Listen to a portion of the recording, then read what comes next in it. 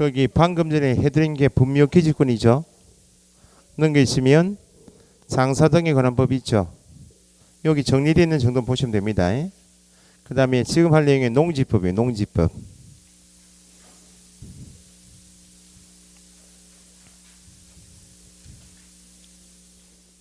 수업을 시험에 나오는 것부터 먼저 하고 정리합시다. 임대차 보호하고 매수인청 대리인 등록부터 하고 합시다. 그 뒤에는 프린트물 보시면 페이지를 보시면 61페이지 있죠. 주택임대차 보호법이 있죠. 그 다음 넘겨보시면 뒤에 64페이지 상가 상인법 되어 있죠. 각각 한 문제씩 반드시 나오고 맨 뒤에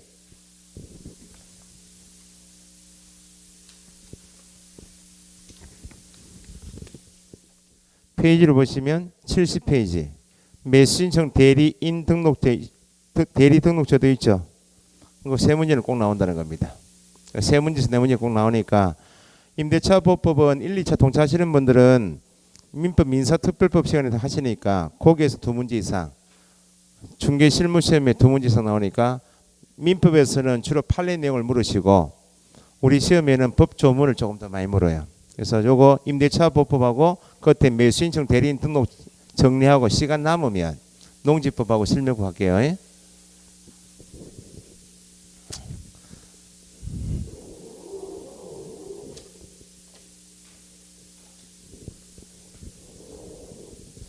(5월 6일) 날은 공간정보관리법을 하는데 오전에 3, 4월 진도 마무리하고 오후에 시간 좀 되겠어요?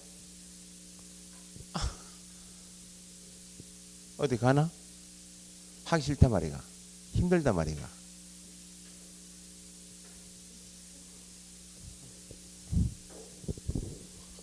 오전만 합시다. 그러면 5월 6일 날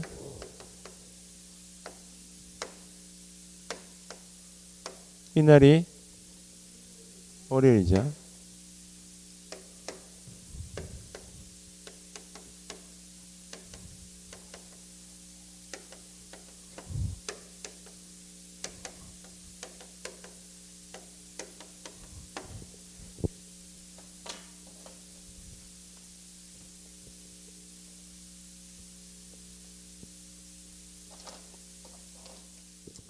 자, 제가 설명을 좀 드리고 교재는 민법책을 보시든지 아무 책을 보셔야 돼. 정리하시고 요 정도는 책을 보셔야 돼. 프린트물 정도는. 그 이해가 안 되시는 부분이 있으시면 체크했다가 기본서를 좀 보시고.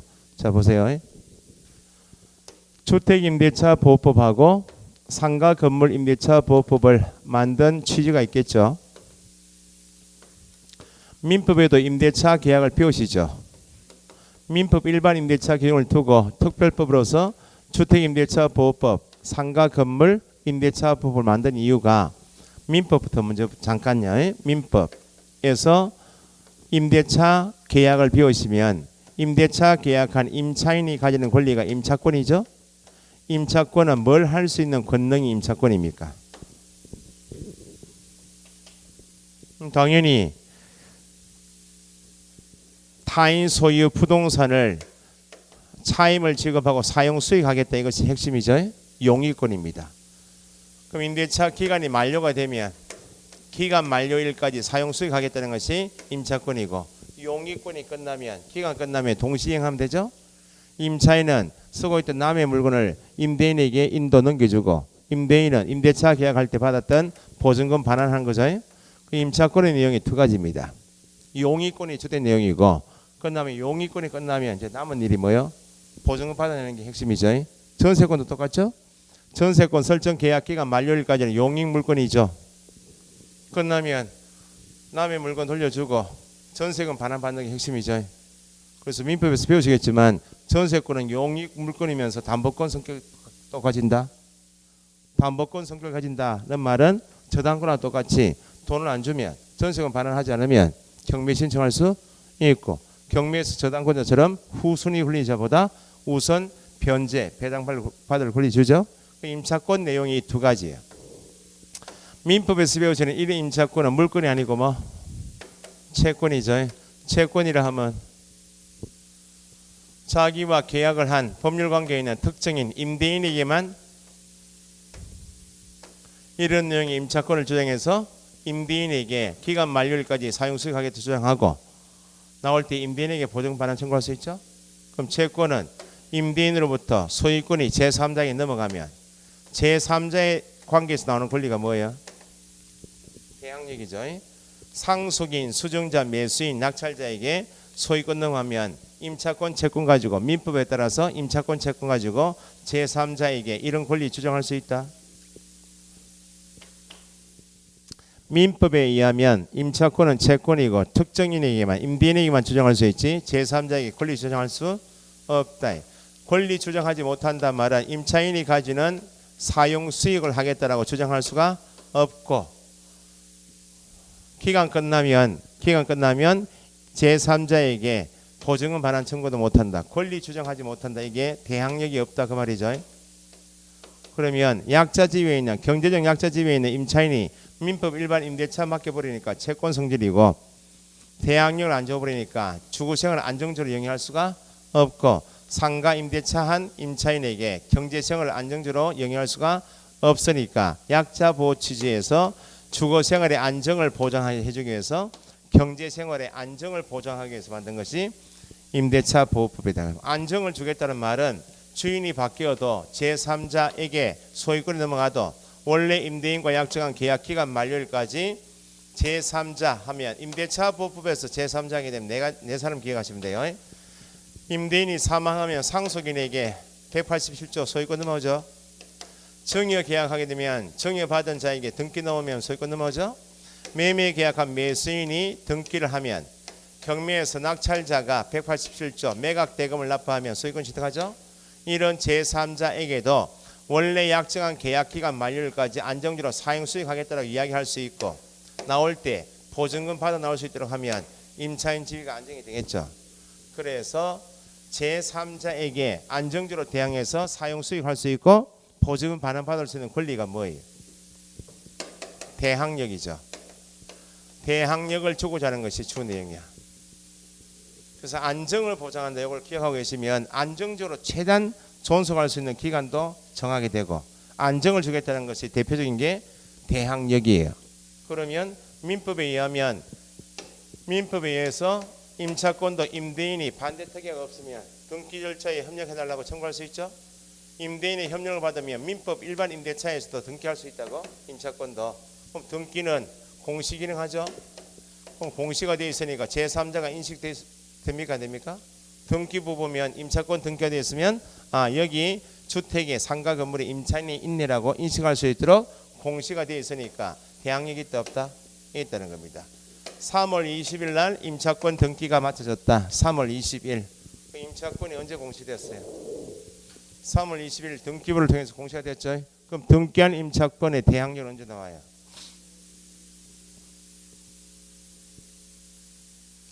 3월 20날이요 21일이요. 등기는 그날 공시가 되었으니까 이게 상가 건물 임대차 보호법의 최근 문제 풀어보시면 우리는 상가 건물 임대차 보호법에 관한 설명이다 해서 이 보호법 법명칭만 읽어버리면 무조건 다음 날 가. 그래서 철저히 그걸 함정을 알기 때문에 상가 임대차를 등기한 경우 이렇게 나온 거야. 1번 지문 그것도 상가 임대차를 등기했다. 제3자의 효력이 발생한다. 언제? 등기한 날 그날이야. 그날 누구 노래요? 김현숙 언덕 위에 소장님 모르지 잘? 등기하면 등기한 그날 공시됐으니까 등기한 임차권의 대항력은 등기한 날이에요. 그런데 등기가 일반적으로 잘 된다고요? 안 해주니까 등기가 없으니까 임차권이 대항력이 없으니까 보호가 안 되었죠. 그러면 주택임대차보호법은 안정적으로 상속인, 수정자, 매수인, 낙찰자에게도 안정적으로 대항을 해서 권리 주장해서 살고 나올 때 보증은 받아 나올 수 있다 해주겠다 그 말이니까 임대차 보호법 공부하실 때는 가장 중요한 게 제3자에게 대항할 수 있는 대항 요건을 갖추는 이걸 꼭 보셔야 돼. 등기가 대항 요건이죠. 그 등기는 아니지만 임대차 보호법에 정하고 있는 대항 요건을 꼭 따지셔야 돼. 주택임대차 보호법은 임대차 계약한 임차인이 동주민센터 많이 가죠. 주민등록 전입신고라고 하죠. 하고 임대차 계약한 주택을 인도받으면 점유하면 이사 가면 요게 대항 요건. 상가 건물 임대차 보호법은 임대차 계약한 임차인이 상가는 경제생활이니까 동사무소와 관계없죠. 어디 가서 세무서장 찾아가서 사업자 등록 신청을 하죠. 신청을 하고 임대차 계약한 상가 건물을 인도받으면 점유하면 이게 대항 요건이에요. 이건 등기는 아니죠 지금.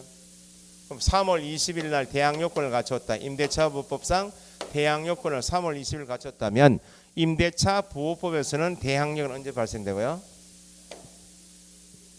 다음 날 3월 21일 0시부터 제3자에 대하여 효력이 발생한다. 그 표현이 제3자에 대하여 효력이 발생한다 하면 대항력 표현입니다. 제3자 관계는 다 대항력 표현. 그럼 여기는 등기는 아니죠. 제3자에게 대항력이 발생된다라고 하려면 어쨌든 등기는 아니지만 이것도 대항력을 행사하려면 제3자가 거기 주택에 상가 건물에 임차인이 있네라고 인식할 수 있도록 공시가 돼 있어야 되죠. 제3자가 인식할 수 있도록 공시가 돼 있어야 그때 대항한다는 거야. 그러면 대항 요건 요 두 개 중에서 한 개는 공시 기능을 한다 그 말입니다. 주민등록이 공시 기능 하겠나요? 인도가 공시 기능 하겠나요? 인도가 공시 기능 한다 해버리면 그 임차인은 밖에 못 나가. 그렇잖아요? 주택에 인도가 공시 기능 한다 하면 늘 그 집 안에 있어야 돼요. 그래서 3자가 들다볼 거 아니에요. 이렇게 상가 임차인도 밖에 휴가 못 가. 가게 문 못 닫아요. 그러니까 대항 요건으로서 인도는 중요한데 더 중요한 것이 임차권을 제3자가 인식할 수 있도록 공시 기능하는 것이 주택은 주민등록이고 상가 건물은 사업자 등록을 매기로 해서 공시가 된다는 겁니다. 그래서 요것만 따로 이게 공시 기능에서 너무 중요하기 때문에 요것만 따로 떼서 묻기도 한다 그 말입니다. 자 그러면 상가 건물은 사업자 등록 대상이 되는 영업용 건물 이해야 되겠죠? 그래야 보호되겠죠? 건물을 크게 나누면 주택하고 주택 아닌 거 이렇게 나누면 주택이 아니면 다 상가 건물 임대차 보호법이 적용되겠어요? 주택 빼고 주택은 당연히 주택 임대차 보호법인데 주택 빼고 나머지 건물은 다 상가 건물 임대차 보호법이 적용되겠습니까? 안 됩니다. 주택 외 중에서 사업자 등록이 가능하고 영업용 건물에 대해서만 인정되지. 시험에 나왔던 것이 종친의 사무실, 동창의 사무실, 비영리입니다. 그 다음에 교회 같은 거 있죠. 그건 사업자 등록 대상이 아니에요. 주거용 건물 이외에 상가 건물이 적용되려면 기본적으로 사업자 등록 대상이 되는 영업용 건물일 때만 적용돼요. 그러면 상가를 분양받았는데 40평짜리요. 건물 한 개가 새가 잘 나가요, 안 나가요? 크면 잘 안 나올 수 있죠. 일부를 임대차 할 수 있는 없네요. 그러면 공시가 제대로 되려면 일부를 임차했다면 내가 이 건물에 대해서 임차한 부분이 이 부분입니다라고 사업자 등록 신청할 때 도면 첨부합니다. 상가 건물 임대차에서 사업자 등록 신청할 때 일부 임대차한 경우에 도면 첨부. 여기에 한번 시험 나왔어요. 그러면 상가 건물 이 정도 하시고 여기에 시험 나와요. 주택임대차 보호법은 뭘 해야 되고요? 주거용 건물에 대해서 주민등록 해야 되죠. 그러면 주거용 건물에 주민등록하는 사람은 주체는 누굽니까? 자연인, 법인 모두 됩니까? 자연인만 됩니까? 주민등록은 주민으로 등록하는 거야. 법인은 숨 쉬는 사람 아니죠. 그래서 81년도 주택임대차 보호법 시행 당시에는 주민등록 대상이 되는 자연인만 주민등록이 되니까 자연인만 보호했다 그 말입니다. 그러니까 최근까지 이런 질문이 나오는 거예요.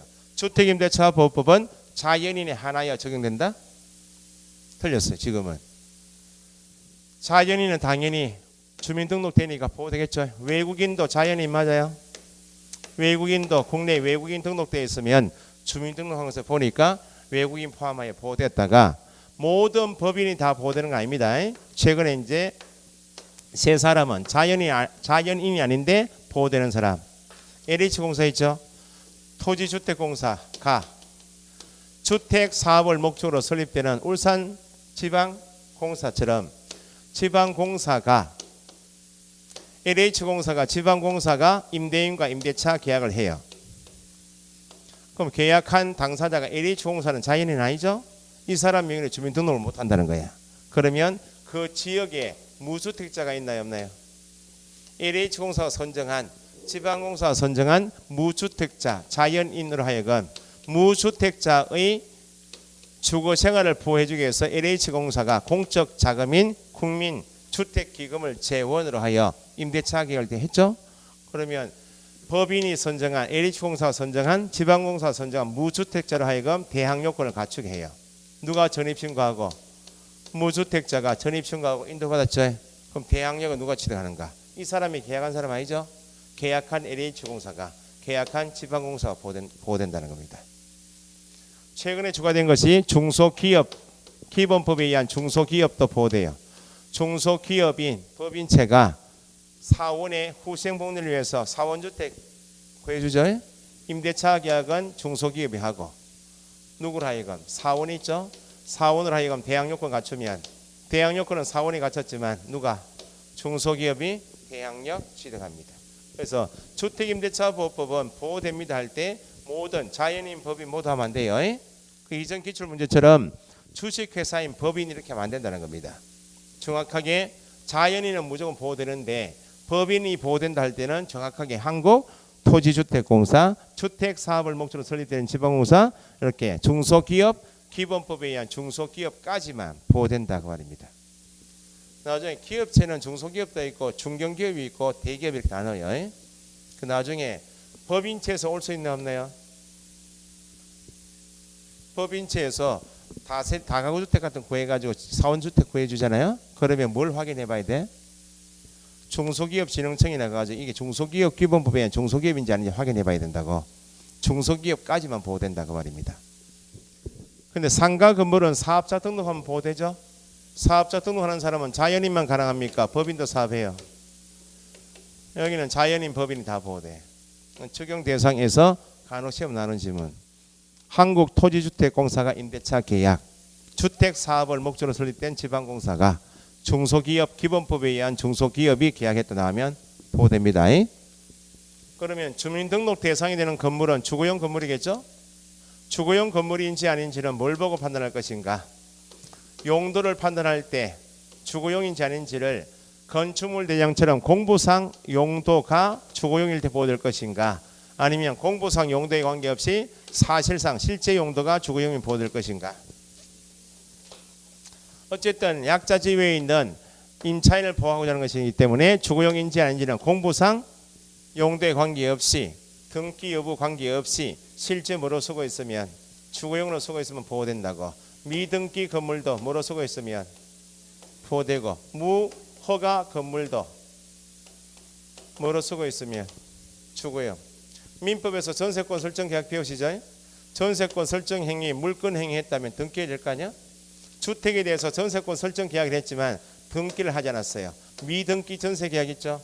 이것도 물권이 아니죠. 지금 전세권 설정 계약에서 전세권 등기해버리면 민법의 전세권에 의해서 보호되지만, 전세권 설정 계약했지만 뭐는 하지 않았다고? 등기하지 않으면 미등기 전세도 보호된다. 주거용 건물이면 다 보호되는 것이 아니고, 집 수리용으로 남의 집을 한 보름 빌려 쓴다, 휴가용으로 펜션 빌려 쓰죠. 그건 주거 생활 안정이 아니죠. 일시 사용을 위한 임대차는 보호가 안 됩니다. 여기 이전에 간혹 나왔다가 요즘 나오는 것이, 이건 안 나오고, 이 현재 임차한 건물의 일부가 주거 외로 쓰고 있다고. 주택 임대차 계약을 했는데 일부가 주거 외의 용도로 쓰고 있다고. 그럼 이게 전체 주택 임대차 보호법에 적용될 것인가? 임차한 주택의 일부가 뭐로 쓰고 있다고요? 주택 외의 용도로 사용되는 경우에도 임대차 계약한 건물 전체를 주택 임대차 보호법으로 볼 것인가, 아니면 이 부분 빼야 할 것인가? 기준은 세대원이 유일하게 주거용으로 사용되고 있는 공간입니다. 다른 집이 없다는 겁니다. 일부 점포 겸하는 경우가 있죠. 그럼 이건 주된 용도가 뭐예요? 주거용이죠. 주된 용도가 주거용이면 일부가 주거 외의 목적으로 사용되어도 보호가 된다. 그러니까 비오는 모의고사 보시면 여기 꽂히면 안 된다 그랬죠. 일부가 주거 외, 여기 꽂히면 주택이 아이가 X하면 안 돼요. 일부가 주급에 이어도 전체가 주택임대차 보호법. 그러면 주거용 건물에 대해서 임대차 계약하게 되면 임차인이 보호되는데 주거용 건물인지 아닌지는 언제 판단할 것인가? 판단 시점이 언제인가? 원래 이 건물의 용도가 점포 사무실이었어요. 점포 사무실은 주거용 건물 아니죠? 임대인이 점포 사무실이었을 당시에 이미 은행 가서 담보 잡고 건저당이 설정되었다고. 그 후에 주택으로 세를 놓기 위해서 임대인이 주거용으로 용도를 바꿨어요. 주거용 건물로 용도를 변경했어요. 그 말은 점포 사무실에 방을 만들었다 그 말이죠. 용도 변경했죠. 용도 변경한 다음에 임대차 계약을 했다고. 그러면 임대차 계약하는 임차인 입장에서 보면 내가 임대차 계약할 당시에는 뭐가 되었다? 주거용이 된 다음에 임대차 계약했죠. 그러면 임대차 보호법상 주거용 건물인지 아닌지 판단 시점은 언제 판단 시점인가? 임대차 계약할 당시 기준이지 원래 용도 기준이 아니다 그 말입니다. 그러면 주택 임차인으로서 보호돼야 한대요. 되죠? 그러면 주택 임차인 주거용 건물로 용도 변경한 다음에 임대차 계약한 임차인이 좀 더 배우시겠지만 주택 임대차 보호법상 소액 임차인이다.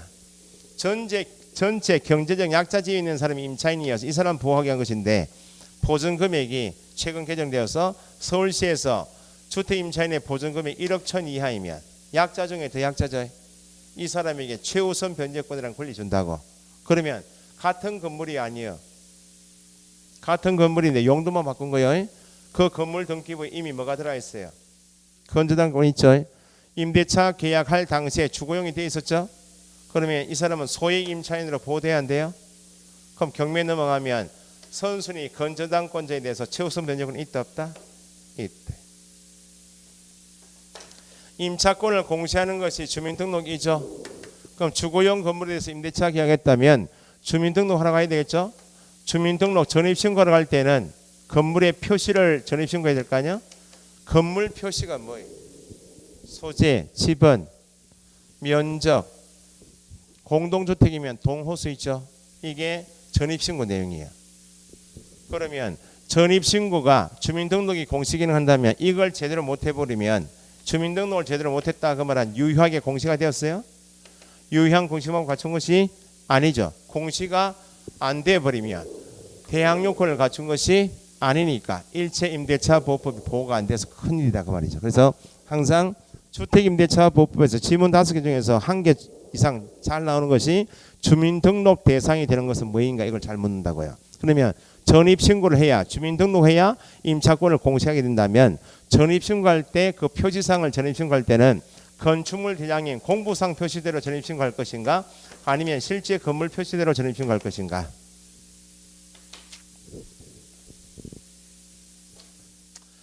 연립주택에 대한 종래 판례를 보면 연립주택이 4동이 있어요. 지금 임대차 계약한 건물이 이렇게 4동이 있는데 이렇게 4동이 있어요. 있는데 가나다라 돼 있고 실제 건물 표시에 임차한 건물이 출입물이 뭔가 201호 돼 있다고. 나동 201호에 임대차 계약했다고. 그럼 실제 건물 표시는 나동 201호죠. 임대차 계약한 나동 201호에 대한 대장을 보니까 거꾸로 돼 있어요. 가동 돼 있고 가나다 다동 돼 있고 밑에 지금 201호 계약했죠. 지금 101호 이렇게 돼 있다고. 같은 건물인데 실제 건물 표시하고 건축물 대장인 공부상 표시가 다르죠. 지금 전입신고하러 가야 될 거 아니야? 그럼 뭐들이 나동 201호들을 해야 보호되겠나요? 다동 101호. 실제 건물 표시대로 해야 보호가 된다 해버리면 연립주택이나 공동주택은 페인트 칠을 몇 년마다 하잖아요. 그러면 대장하고 달리 페인트 칠하는 사람이 잘못 칠할 수 있냐 없나요?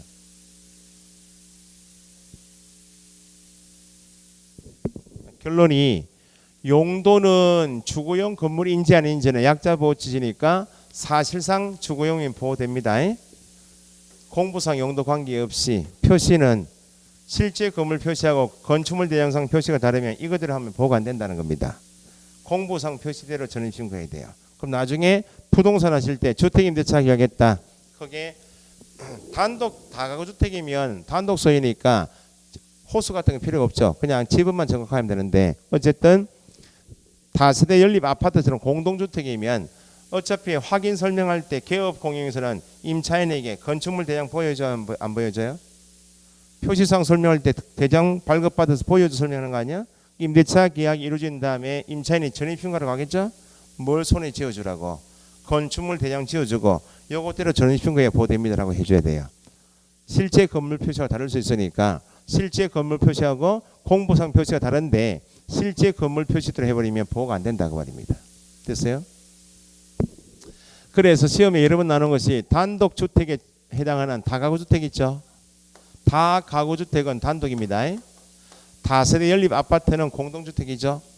오늘 여기 무고동 100번지 201호라고 다가구주택 임대차 계약한 물건의 표시 보니까 건축물 대장 보니까 100번지이고 출입문에 가니까 201호 돼 있어요. 그러면 다가구주택은 단독이기 때문에 여기 호수 기재할 필요가 있다. 정확하게 지법만 정확하게 전입신고만 보호되는 것이지 동호수는 기재하지 않아도 된다. 뭐는요? 다가구주택까지는. 그런데 다세대 연립 아파트는 공동이죠. 이건 누구 개개호마다 따로 구분 소유가 있나 없나요? 소유가 다르죠. 그럼 내가 누구 소유의 다세대 연립 아파트의 임차인이 특정해야 되기 때문에 단독 다가구는 지번까지만 편의상 부여되는 호수는 기재하지 않아도 대항력 취득하는데 다세대 연립 아파트이면 특정해야 되기 때문에 지번 이외에 동 구분이 있으면 동까지 호수까지 정확하게 전입신고해야 보호된다. 시험에 2번 이상 나왔던 것이 갑이 건축물을 건축할 당시에는 다가구주택이었어요. 다가구 201호에 대해서 을하고 임대차 계약했다고. 그러면 다가구였을 당시 임차인은 전입신고 어디까지 했어요? 지분까지 하고 호수는 표시 안 했죠. 그 건물을 소유자가 다세대로 용도 변경을 했어요. 다세대로 용도 변경했다 그 말은 개개호마다 쪼개가지고 구분 넘게 했다 그 말입니다. 그러면 현재 임차인이 을이 임차권 201호 소유자가 다세대로 용도 변경해서 갑에게 병에게 팔 수 있나 없나요? 있죠. 그러면 갑 소유 다가구였을 당시에는 전입신고가 지번까지만 되죠. 다세대로 용도 변경되었죠. 그러면 뭐는 변경 신고해야 되겠어요. 소유자가 바뀌어서 다세대 됐으니까 뭐까지는 호수까지는 정확하게 전입신고해야 됩니다. 그러면 시험에 2번 나왔던 것이 다가구 주택에 대하여 임대차 계약한 임차인이 대항 요건을 갖췄죠. 그 건물이 다세대로 용도 변경이 되면 종전에 가지고 있던 대항력은 소멸되고 다시 대항력 취득한다. 건물은 같아요, 안 같아요? 건물과 임차인의 동일성을 유지하고 있기 때문에 다시 다가구 주택을 다세대로 용도 변경이 되었다는 사정만으로 다가구 주택이었을 당시 임차인의 대항력이 소멸되는 것은 아니다. 됐나요? 여기까지가 대항 요건 중에서 중요한 주민등록 관계입니다. 나중에 문제 풀 때는 공무원이 착오로 잘못 전입신고해야 되고 나중에 하시고. 자, 그러면 질문입니다. 임대차 보법상 대항 요건을 갖추면 다음 날부터 제3자에게 대항력 준다고 그랬죠. 그러면 제3자가 상속인, 수정자, 매수인, 낙찰자죠. 임대차 보법상 대항 요건을 갖췄다면 임대차보법상 대항 요건을 갖췄다면 법대로 다음날 0시부터 다음날부터 제3자에게 상속인, 수정자, 매수인, 낙찰자 제3자에게 100% 대항해야 할 수 있겠는가? 대항 요건을 갖췄다면 다음날부터 제3자에게 임차인이 100% 대항해서 안정적으로 살고 끝나고 나올 때 보증금 반환 받을 수 있겠는가?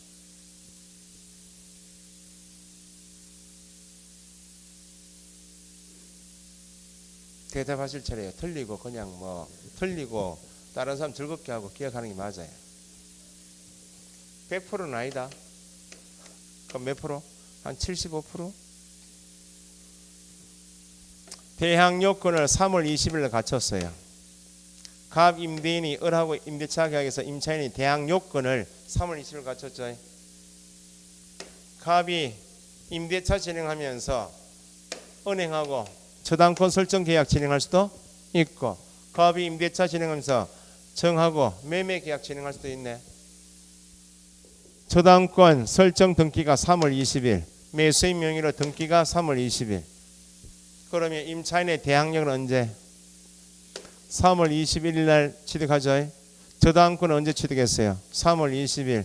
매수인의 소유권은 3월 20일이죠. 이때는 임차인이 보고 안 돼요. 요게 잘 나와. 저당권 설정 등기 일자와 임차인의 대항 요건 갖춘 날이 같으면 누가 선순위다? 저당권자가. 이 잘 나오고. 나중에 실무하실 때 요즘엔 하도 뭐 사기가 많으니까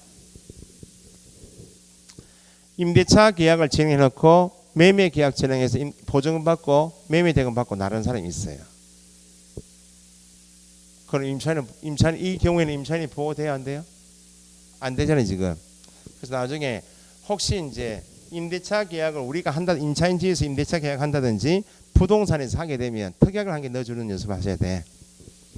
임대차 계약 체결 후 임차인이 임대차 보호법상 대항력을 취득하기 전, 대항력입니다. 취득하기 전 제3자 명의 등기가 있는 경우 임대차 계약은 무효로 한다. 조건 없이. 네? 담보 잡지 말고 팔지 마라 그 말입니다. 내가 대항력 취득할 때까지는. 지금 깡통 전세 많죠. 부동산 가격은 자꾸 하락하고 있고, 4억 원일 때 계속 오를 때 시가가 4억인데 서울 같은 데 가면 3억 8천짜리 전세권 있죠. 아파트 가격이 다운돼 버리니까 전세 가격보다 매매 가격이 더 낮은 게 많아요. 근데 그게 이전에는 안전하게 임대차 계약할 때 등기부에 그 주택에 이미 담보 잡고 선 돈 있죠. 선순위가 저당권자 받고는 돈하고 현재 보증 임대차 계약하면 보증금 있죠. 합산해 가지고 매매가 60% 넘으면 위험하다 이렇게 해요. 60% 넘었으면 위험해. 지금 80% 90%도 있잖아요. 100% 넘는 것도 있고. 어쨌든 알고 나시라고. 보증금이 적어버리면 옵셔널 같은 것은 보증금 뭐 500에 월세 뭐 이렇게 50, 60은 어쨌든 최우선 면제 받는 건 관계없다고요. 보증이 많은 임대차 계약할 땐 조심하셔야 된다고. 자, 그래서 결론이 임대차 계약하는 임차인이 대항 요건 갖춘 날에 제3자 등기에 들어오면 이거 위험한 거예요. 그럼 이런 경우가 아니면 대항 요건 갖춘 임차인은 만약에 저당권 설정 등기가 3월 21일 날 저당권 설정 등기 들어오고 3월 21일에 매수인 명의로 이전 등기에 넘어왔어요. 그러면 3월 21일 날 임차인은 대항력 취득했죠. 등기도 3월 21일, 매수인 명의 등기도 21일이죠. 이때 누가 빠르겠나요? 대항력은 다음 날 몇 시? 0시. 등기는 9시니까 이때는 임차인이 보고가 돼. 요건 갖춘 날에 제3자 명의 등기 들어오면 위험하다 그 말입니다. 자, 그러면 요 경우 대항 요건 갖춘 날에 제3자 명의 등기 들어오면 임차인이 후순위인데 요 경우 아니면 3자 중에서 상속인에게는 매매계약에서 매수인에게 정해받은 수정자에게는 대항을 해요. 요 경우에는 대항해요 못해요? 대항력 발생되는 날 제3자 등 들어오면 임차인이 선순위가 대항할 수 있다는 겁니다. 그런데 임대차 보호법 공부하실 때 같이 따라서 공부하실 내용이 경매입니다. 경매의 권리 분석은 여기서 좀 해결하셔야 돼. 자, 보세요. 낙찰자인 제3자에게는 대항 요건을 갖추어서 대항을 해서 원래 임대인과 약정한 계약기간 만료일까지 사용수익하고 나올 때 보증금 받아 나올 수 있다. 대항력이 인정되는 경우도 있지만 경매에서는 대항 요건을 갖췄지만 다음날 0시 이후에도 낙찰자에 대항할 수가 없어서 계약기간 만료되기 전에도 사용수익하겠다고 주장 못하고 낙찰자에게 보증금 반환 청구 못해서 대항력이 없는 경우가 있다고. 임대차 보호법은 경매와 같이 공부하셔야 돼. 자, 그러면 어떤 경우에 임차인이 대항 요건을 갖추면 제3자 낙찰자에 대항하여 안정적으로 살 수가 있고 어떤 경우에는 대항 요건을 갖췄지만 제3자인 낙찰자에 대항할 수 있겠는가 없겠는가. 경매의 권리 분석은 이 교재도 나와 있지만 기본적으로 주택이나 상가는 똑같아요. 권리 분석표를 보니까 이렇게 되어 있어요. 첫 번째 주택의 사례 보니까 대항 요건을 갖춘 임차인이 가장 그 주택의 상가 건물에 가장 먼저 대항 요건 갖추고 사용 수익을 하고 있어요. 그 후에 저당권이 들어왔어요. 세금을 내지 못해서 그 후에 압류 등기가 들어왔어요. 돈을 개인적으로 빌렸었는데 돈을 못 갚아서 채권자가 대여금 반환 청구 소송을 걸면서 부동산에 가압류 들어갔어요. 두 번째는 보통 선순위에 저당권이 먼저 들어오고 후순위에 대항 요건 갖춘 임차인이 들어오고 그 다음에 압류, 가압류 나왔다 와요. 이게 이제 권리 분수표, 간단한 권리 분수표입니다. 그러면 민법이나 등기법에서 배우시겠지만 이 저당권이라는 권리하고 가압류, 압류 채권의 권리 목적은 똑같아. 사용 수익하고자 하는 목적이 아니고 저당권은 건저당권 담보 가등기는 빌려준 돈, 부동산을 담보로 잡고 피담보, 담보 잡고 빌려준 채권, 돈 받는 것이 목적이에요. 압류, 가압류는 부동산에 대해서 세금을 안 내면 가장 흔한 게 과세관청에서 독촉청 날라오지 않으면 부동산 등기부 갖고 보시면 어디 세무서 압류 등기 들어와 있어요. 가압류는 국가기관이 인정하기 전에 돈을 집에 돈 좀 있어요? 없나? 1,000만 원 많이도 말고 1,000만 원만 1,000만 원 빌려 쓰고 제가 채무자인데 돈 좀 빌려줄랍니까? 옥수를 불허하네요. 채권자를 담보를 안 잡고 둘이 차용증만 적었어. 신뢰관계 있어가지고 돈 안 갚아서 제가 그럼 어떻게 해야 돼요? 저한테 자꾸 돈 주세요 돈 주세요 하면 안 주죠? 그럼 어떻게 해야 돼? 임대차나 똑같아요. 물건이 아니고 무담보 채권이면 임대인이 보증금 안 주죠? 그러면 보증금 반환 청구 소송을 걸고 돈을 안 주면 대여금 반환 청구 소송을 걸어. 담보권자는 등기부에 저당권 들어가 있죠? 전세권 선정 등기돼 있죠? 돈 안 주면 바로 경매 넘겨도 돼. 소송을 거는 목적은 뭐 겁주는 것도 있지만 궁극적으로는 판결만 나올 거 아니야. 채무자 어른 채권자 누구에게 원금 얼마고 이자 얼마 붙여줘라 이렇게 나올 거 아니에요? 이행 판결 나온다고. 근데 이행 판결 떨어지기 전에 제가 채무자인 제가 소송을 제기하면 소송이 제기해서 저한테 부분이 날라와. 그럼 제 명의 부동산을 제3자에 다 넘겨놔버리면 판결문 나왔을 거 아니야? 나와도 경매 신청할 부동산이 없을 거 아니야. 그래서 일단 국가기관이 인정하기 전에 개인 간의 관계에서 금전 채권을 인정하기 위해서 하는 게 가압류야. 그 소송 걸면서 신청하는 게 뭐라고? 가압류 신청이에요. 예? 그 가압류한 목적이 뭐예요? 돈 받는 게 목적이죠. 보증금 반환 청구 소송은 똑같아요. 보증금인 돈 받을 목적이니까 민법에서 배우시는 각종 권리나 등기법에서 배우시는 각종 등기 중에서 틀어가지고 저당권이면 건저당권, 저당권 담보 가등기나 압류, 가압류는 목적이 똑같아. 사용 수익 목적 없이 돈 받는 것이 목적이라고. 여기에도 저당권, 압류, 가압류가 있죠. 돈 받는 것이 목적인 저당권이나 압류, 가압류는 경매에서 낙찰자 나오겠죠. 낙찰자가 법원에 낙찰 대금을 납부할 거 아니야? 낙찰 대금 가지고 이 사람은 돈 받는 게 목적이니까 순위에 따라서 배당받고 다 소멸이야. 여기도 배당받고 다 소멸이야. 그래서 경매에서 기본 규정이 민사집행법에서 기본 규정이 모든 저당권이란 말은 순위가 1순위 건저당권, 2순위 저당권, 3순위 담보가등기 순위 관계없이 종류 관계없이 매각으로 낙찰로 소멸된다. 압류, 가압류도 순위 관계없이 다 소멸이야. 그럼 보세요. 여기 임차인이 있죠.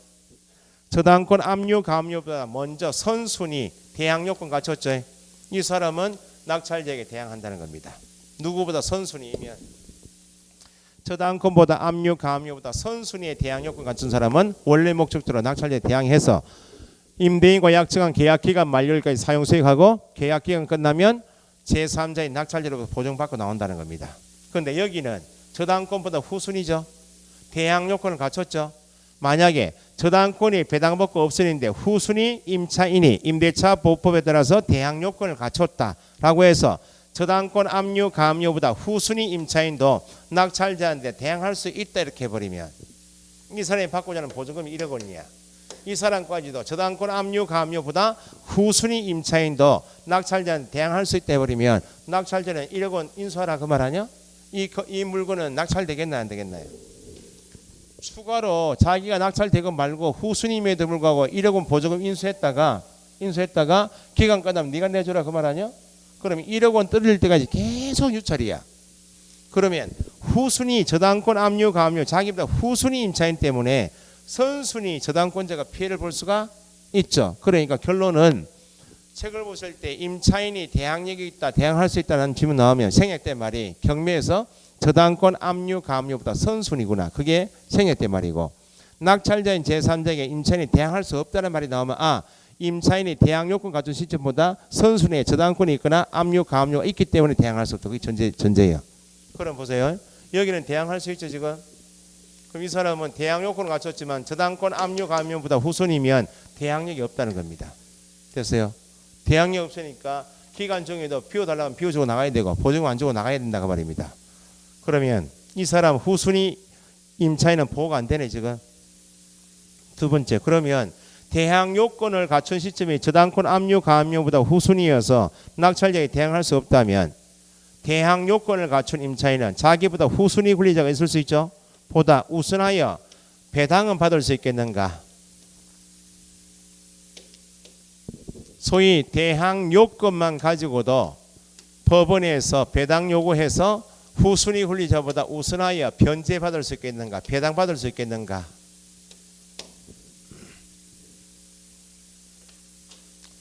법률 용어는 법 공부는 용어부터 정확하게 보시면 답이 있어요. 대항 요건은 뭘 하기 위한 요건입니까? 제3자에게 대항하기 위한 요건입니다. 대항은 누구한테요? 제3자에게 권리 주장하기 위한 요건일 뿐이다. 여기 대항 요건 안에는 배당이란 말은 없다는 거예요. 그러면 저당권 압류 가압류보다 후순위 이어서 대항력 없죠? 그러면 대항 요건 안에는 우선 변제권 자체가 없으니까 후순위 권리자보다 우선하여 배당받지도 못한다고. 그러면 이 사람은 보호가 안 되네 지금. 그럼 이 사람도 살 수는 있나요 없나요? 있지만 경매 넘어간 집 더 이상 살기 싫으면 배당받고 나올 수 있어야지. 그래서 대항 요건을 갖추면 다음날 0시에 대항력을 준다 했는데 대항 요건이 만능이 아닌 것이 대항 요건을 갖춘 시점이 저당권 압류 가압류도 후순위니까 대항도 못하고 후순위 권리자보다 배당받을 권리도 없죠. 그래서 대항 요건을 갖추고 임대차 계약서 원본을 가지고 주택이면 시군구 출장소, 읍면동 주민센터, 법원 등기소 가서 공증인 사무소 가서 임대차 계약서 원본에다가 확증일자 도장을 받으면, 상가 건물 임대차 계약이면 임대차 계약서 원본 가지고, 여기는 동사무소 관계 없어요. 어디 가서 세무 서장 가서 확증일자 도장을 받으면 계약서에 도장 받았죠. 이제 대항 요건 이외에 한 개 더 갖췄네. 그러면 이렇게 확증일자 받은 계약서 가지고 사용 수익하다가 주택이나 상가 건물이 경매 넘어가면 자기보다 후순위 권리자보다, 그 후순위 권리자가 물건이든지 채권이든지 불문하고 자기보다 후순위 권리자보다는 확증일자 받은 임차인은 계약서에 적혀있는 보증금액이면 전액에 대하여 우선하여 배당을 받을 수 있는 우선 변제권을 드리게 되었다 그 말입니다. 이게 확증일자 받은 임차인의 우선 변제권이에요. 이제 이름이 대항 요건만 있을 때는 제3자 관계에서 대항할 수 있다 없다 어떠만 따지는 것이고, 여기는 배당이 없어요. 근데 이름이 이제 우선 변제권, 좀 이따 보시면 최우선 변제권으로 바뀌면 이건 변제권은 대항 요건만 갖추면 제3자에게 권리 주장해서 살겠다는 권리고 배당받는 권리가 아니고, 우선 변제권이 있으면 이 우선 변제권은 제3자 관계에서 따지는 것이 아니고 법원에서 배당받고 정리하겠다는 권리가 변제권이에요. 됐어요? 그러면 여기 저당권 압류 가압류보다 선순위 대항 요건 갖춘 사람은 대항력이 있어 없어요? 있고, 확정일자까지 받았다면 뭐까지 있고? 대항 요건도 갖추고 확정일자까지 받아두었다면 우선 변제권이 있나요 없나요? 그럼 표현을 보세요. 이제 대항력, 임차인이 대항력과 우선 변제권을 겸유한다 이렇게 나오겠죠. 그러면 대항력과 우선 변제권을 겸유한다 표현 나오면 각각 다 대항력이 있으니까 경매에서 누구보다 저당권 압류 가압류보다 선순위 대항 요건 갖췄다는 전제고, 우선 변제권 가진다 그 말은 임대차 계약서 가지고 뭐 받아두었다고? 확정일자 받아서 거기 생략된 말이야. 대항력과 우선 변제권을 겸용하고 있다고. 그러면 한 개는 제3자 관계에서 살겠다는 권리지 배당받는 권리가 아니고, 한 개는 제3자 관계에 따지는 게 아니고 배당받는 권리이죠. 권리 내용이 다르기 때문에 다시 대항력과 우선 변제권을 겸유한 임차인은 경매 절차에서 자신의 권리를 선택하여 행사할 수 있다 없다? 선택할 수 있죠. 대항력을 선택했다 그 말은 배당받지 않고 제3자에게 대항에 살고 기간 끝날 때 제3자로부터 보조금 다 받아 나오겠다 그거고. 그러면 우선 변제권 선택할 수 있나 없나요? 있죠. 우선 변제권 선택했다 말은 대항하지 않겠다 그 말은 살지 않고 배당 요구해서 배당받고 나오겠다는 그 말이죠. 자, 그럼 요게 판례가 기본 판례가 잘 나오는 것이 대항력과 우선 변제권을 겸유한 임차인이 경매 절차에서 배당 요구를 했다 이렇게 나와요. 뭐하고 뭘 가진 사람이 대항력과 우선 변제권을 겸유한 임차인이 경매 절차에서 배당 요구하였다 나오면 대항력 행사한 거요, 우선 변제권 행사한 거예요. 그러니까 이제 권리 내용만 정확하게 아시면 이전 기출 문제처럼 대항력과 우선 변제권을 겸유한 임차인이 경매 절차에서 우선 변제권을 행사하여 배당 요구했다. 이 권리 행사했다 말이 없어도 배당 요구하는 권리는 우선 변제권이죠. 그러면 배당 요구는 내가 받고자 하는 보증금 전액을 다 배당해달라 했겠죠. 근데 나중에 경매 공부해 보시면 7, 8월 이후에 배당 순위가 선순위 배당 권자가 많아요. 경매할 때 비용 들어야 안 들어요? 민법에서 배우시면 저당권이 설정된 이후에 소유권 취득한 사람 제3 취득자 있죠. 그 사람의 목적물에 투입한 비용 있죠. 비용 상환 청구권, 최우선 변제권, 세금 중에서 당해세 같은 게 먼저 가져가는 사람이에요. 그래서 우선 변제권 행사해서 배당 요구했는데 배당을 다 받았다고 전액 배당 받으면 보호됐죠. 대항력 행사할 일 없이 나가면 되죠. 그런데 배당 요구하였으나 전액 배당 받지 못하고 잔액이 남았다고 1억 원 배당 요구했는데 8천만 원만 배당되고 2천만 원 배당 못 받았다고 말입니다. 선순위 배당권자 때문에. 그러면 뭐하고 뭘 가진 사람이 대항력과 우선 변제권을 같이 가지고 있던 사람이 배당 요구했다 나오면 뭐는 행사했어요? 우선 변제권 행사했죠. 다 받았으면 대항할 일이 없이 나가면 되는데 전액 변제되지 않았죠. 전액 변제되지 않았는데 뭐는 남아있고 전액 변제되지 아니한 뭐가 있는 대항력 있는 임차권은 소멸되지 않는다. 그 말은 받을 때까지 설 수 있다 없다? 있다는 거예요. 월세 내요 안 내요? 혹시 상가 있어요? 월세 안 내면 좀 빌려줘 봐요 나한테. 남의 집을 사용 수익하는 거요. 차임은 지불해. 구역에 시험 나온 거야. 차임은 지불해야 한다고. 여기는 보세요. 여기는 후순위여서 대항력 없죠? 확정일자 받았죠? 여기는 권리 한 개밖에 없잖아요. 우선 변제권밖에 없네. 그러면 배당 요구해서 후순위 권리자보다 배당 요구했죠? 그러면 여기는 배당 받을 돈이 더 적을 거 아니야. 선순위 저당권이 있으니까. 받지 못한 잔액 있죠? 대항할 수 있어 없어요? 없어. 여기 대항력이 없으니까 대항할 수 없다. 비우고 나가야 한다 그 말입니다. 낙찰자는 집 비워주라 그 말이죠. 그럼 누구한테 이야기할 수 있어요? 아파트 똑같은 거 아니야? 보증금을 다 아파트 담보 잡고 1억을 대출 받았죠. 그러면 저당권자가 경매 넘겼는데 자기한테 9천만 원만 배당되고 1천만 원 못 받았어요. 그럼 이제 저당권은 소멸되었죠. 1천만 원 채권은 남아 있잖아요. 그럼 누구한테 가요? 낙찰자한테 이야기 못 하고 원래 돈 빌려준 사람 있죠. 원래 채무자에게 일반 채권으로서 주장할 수 있습니다. 여기도 똑같습니다. 배당 다 못 받았죠. 누구한테는 가요? 원래 임대인에게 일반 채권 남아서 다른 부동산 있을 수 있죠. 또 가압류하고 소송으로 또 경미해도 관계없다고. 자, 대항력과 우선 변제권을 가진 내용 표현하고 네?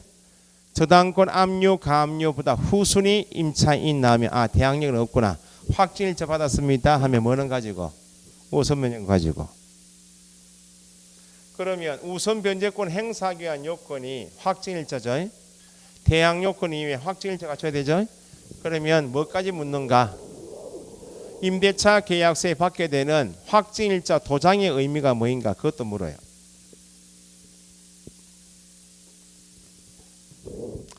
아파트 임대차 계약서인데 무고동 100번지 자이 아파트까지는 되어 있는데 몇 동 몇 호 빠졌어요. 어디에?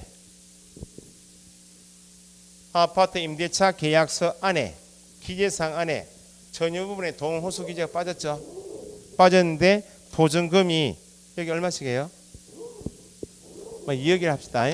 보증금 2억이나 임대차 계약 보증금 2억 원 하고 3월 20일 날 확정일자를 받았어요. 이 도장의 의미가 뭔가 그 말입니다. 참고로 확정일자 도장 안에는 세 가지가 표시된다. 그게 시험 한번 나왔어요. 뭐가 표시되는가? 일단 확정일자 부여한 기관이 있겠죠. 무고동사무소 같으면 무고동사무소 부여기관. 확정일자를 언제 부여했는가? 일자. 확정일자 번호가 표시가 돼요. 여기에 포함되어 있는 확정일자 도장의 의미가 뭐인가? 확정일자인 3월 20일 날 확정일자 받았죠. 확정일자인 도장을 받은 그 일자에 앞으로 경매에 넘어갔을 때 후순위 권리자보다 얼마? 2억 원. 앞으로 확정일자 받은 그 일자에 경매 절차에서 후순위 권리자보다 우선하여 배당받을 보증금액을 미리 확정시켜 두겠다. 그것이 확정일자 도장의 의미예요. 그럼 확정일자 받았으면 2억 원이 찍혀 있으면 앞으로 경매 절차에서 얼마만큼이나 2억 원만큼 후순위 권리자보다 우선하여 배당받을 금액이 확정되었죠. 그런데 계약서 안에 보니까 뭐가 빠졌어요? 동호수가 빠졌죠. 그래도 확정은 되었어요, 안 되었어요? 되었다는 겁니다. 그래서 너무 쉽게 틀리는 게 동호수 기재가 빠져버리면 너무 큰일인 것은 어디에선 큰일이요?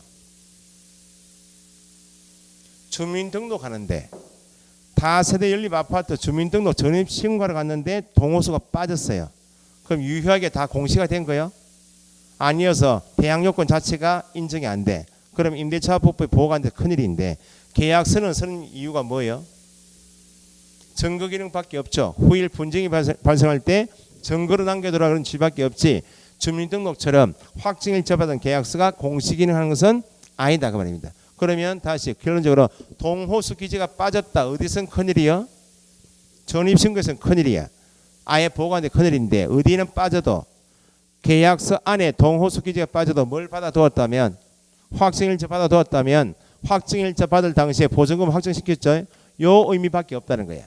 계약서 안에 동호수 기재가 누락되어도 확정일자 받았다면 확정이 되었다 안 되었다?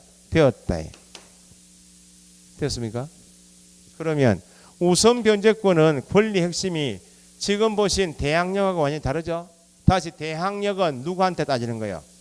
제3자에게 계속 주장해 살겠다 그 말이고 우선 변제권은 살겠다는 권리가 아니고 배당받고 정리하겠다는 권리죠. 그러면 우선 변제권을 물으면 반드시 묻는 질문이 주택이나 상가 건물이 경매에 넘어갔다고 거기에 등기부 보니까 저당권 설정 등기가 되어 있어요.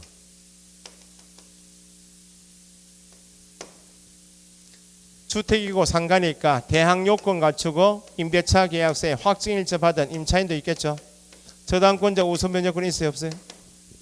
당연히요. 우선 변제권은 경매 절차에서 배당받을 채권이 있으면 그 사람이 우선 변제 주는 거예요. 전세권자 우선 변제권이 있어요 없어요?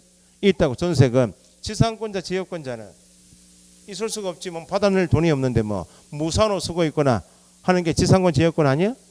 뭉태기는 보증금이나 전세금이나 피담보 채권처럼 받아낼 돈이 있으면 그때 준다고. 그 대표적으로 물건한테 주는 것이 우선 변제권이 다 주는 게 아니고 저당권자하고 전세권자에게 우선 변제 준다고. 그럼 여기 저당권 설정 등기가 되었으니까 우선 변제권이 있어요 없어요? 있죠. 만약에 3월 20일 날 저당권 설정 등기가 되었다. 언제 저당권자는 언제 우선 변제권 취득해요? 3월 20일 20날. 그럼 여기도 임대차법법상 대항요건 갖추고 확정일자 받은 임차인도 우선 변제권이 있어요 없어요? 있죠. 한 개의 부동산의 경매 절차에서 저당권자인 우선 변제권자하고 임차인의 우선 변제권자처럼 권리가 같은 내용이 두 사람 이상이면 우선 변제권의 권리 핵심은 누가 먼저 배당받아갈래? 이게 핵심이지 뭐. 저당권자하고 임차인 간의 배당 순위 따지는 이게 시험 나온다는 겁니다. 그러면 저당권자의 우선 변제권 언제 나온다고요? 3월 20일. 그럼 임차인의 우선 변제권 효력 발생 시기만 정확하게 날짜 계산되면 등기부 보고 저당권자가 순위 비교해서 선순위 후순위 따지면 된다 그 말입니다. 그러면 여기 이제 공식처럼 여기에서 이제 두 가지를 알고 계셔야 돼. 일단 임차인의 우선 면제권 효력 발생 시기 따질 때 임대차 보호법에서 임차인은 무조건 뭐는 갖춰라? 대항 요건을 갖춰야죠. 임차인이 대항 요건 갖춘 시점이 3월 20일이야. 요건입니다. 대항력 말고. 대항 요건 갖추기 전에 3월 19일 날 확정일자를 먼저 받은 경우 3월 20일 전입신고하러 간 김에 계약서를 와서 확정일자를 대항 요건 갖춘 날 같이 받거나 전에 받은 경우, 그러면 임차인의 대항력은 언제 나와요? 대항력 3월 20날 대항 요건 갖췄으면 대항력은 다음 날이니까 3월 21일 0시부터 대항력이 나오죠. 그럼 이 경우에 확정일자도 받았죠. 우선 면제권 언제 나올 것인가? 이 두 가지는 우선 면제권 효력 발생 시기가 똑같아. 3월 20일 나오겠나요? 3월 21일 나오겠나요? 임대차 보호법의 재정 목적이 주거생활, 경제생활 안정을 보장해 주겠다고 말이죠. 안정이 된다 그 말은 대항력이 나와야 한다 그 말입니다. 그 아무리 3월 19일 확정일자 받았게 되어도 3월 20일 대항 요건 갖췄지만 3월 20일 현재 대항력 있어요?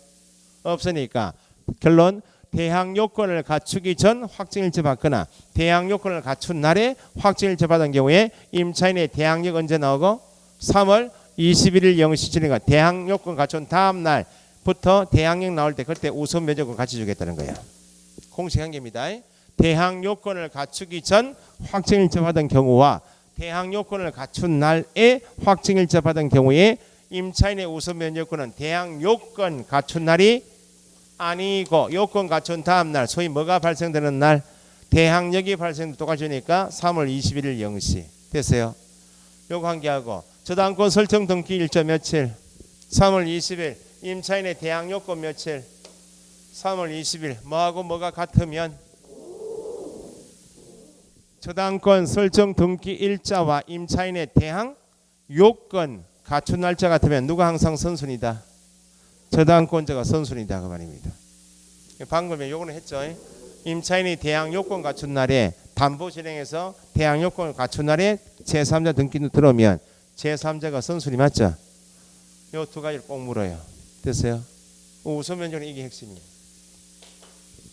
지금 배우신 게 임대차 보호법에서 중요한 게 대항 요건입니다.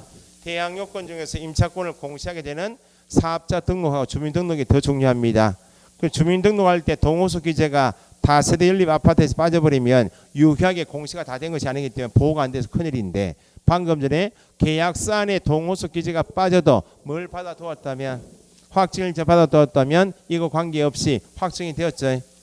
동호수 기재가 누락 나오면, 전입신고시 나오면 대항력 인정되지 않는데, 계약서에 동호수 기재가 빠져도 주민등록을 이미 했을 거 아니에요. 주민등록을 유효하게 했다면 보호가 됩니다.